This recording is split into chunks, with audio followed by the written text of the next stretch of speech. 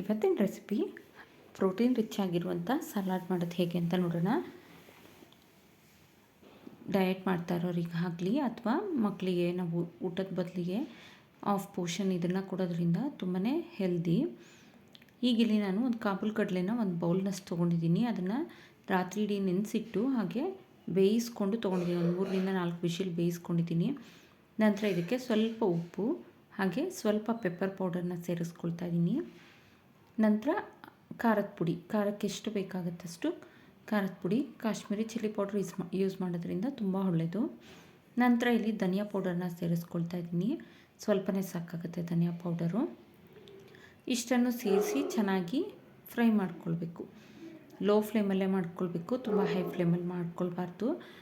ಪುಡಿ ಎಲ್ಲನೂ ಸೇರಿಸಿರ್ತೀವಲ್ಲ, ನಾವು ಏನೇನು ಪೌಡರ್ ಸೇರಿಸಿರ್ತೀವಿ ಅದೆಲ್ಲನೂ ತುಂಬಾ ಹೊತ್ತೋಗುತ್ತೆ. ಹಾಗಾಗಿ ಡ್ರೈ ರೋಸ್ಟ್ ಮಾಡ್ಕೊಳ್ಬೇಕು ಲೋ ಫ್ಲೇಮಲ್ಲಿ. ಈಗ ಇದಕ್ಕೆ ಒಂದು ಸಾಸ್ ರೆಡಿ ಮಾಡ್ಕೊಳ್ಳೋಣ ನಾವು. ಇಲ್ಲಿ ನಾನು ಒಂದು 4ರಿಂದ 5 ಸ್ಪೂನ್ನಷ್ಟು ಮೊಸರನ್ನ ತೊಗೊಳ್ತಾ ಇದ್ದೀನಿ.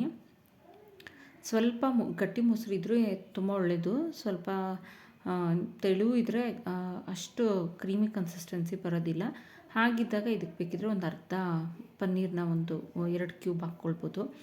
2 ಎಸ್ಲಷ್ಟು ಬೆಳ್ಳುಳ್ಳಿ ಹಾಗೆ ಉಪ್ಪು, ನಂತರ ಖಾರ. ನಾನಿಲ್ಲಿ ಕಾಶ್ಮೀರಿ ಚಿಲ್ಲಿ ಪೌಡರ್ನ ಯೂಸ್ ಮಾಡ್ತಾಯಿದ್ದೀನಿ. ಹಾಗೆ ಒಂದು ಅರ್ಧ ಸ್ಪೂನ್ನಷ್ಟು ನಿಂಬೆ ರಸ, ತುಂಬ ಬೇಡ. 1 ಬ್ಯಾಡಗಿ ಮೆಣಸಿನ್ಕಾಯಿನ ಹಾಕ್ಕೊಂಡಿದ್ದೀನಿ. ಟೈಮ್ ಇತ್ತಂದರೆ ನೆನೆಸಿಟ್ಟು ಹಾಕ್ಕೊಳ್ಳಿ.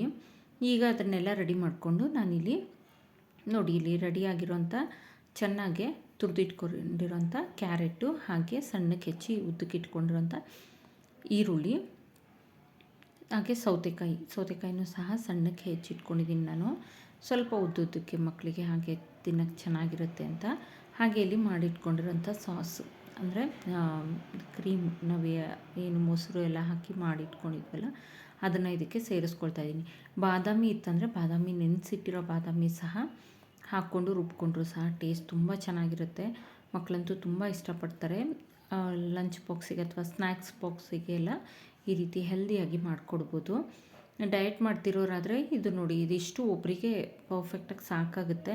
ಆರಾಮಾಗಿ ಇದಿಷ್ಟು ತಿಂದರೆ ನಮಗೆ ಊಟದಷ್ಟೇ ಆಗುತ್ತೆ. ಇನ್ನೂ ಪ್ರೋಟೀನ್ ರಿಚ್ ಆಗಿರುತ್ತೆ. ಹಸಿವೆ ಅಂತೂ ತುಂಬ ಬೇಗ ಆಗೋದಿಲ್ಲ.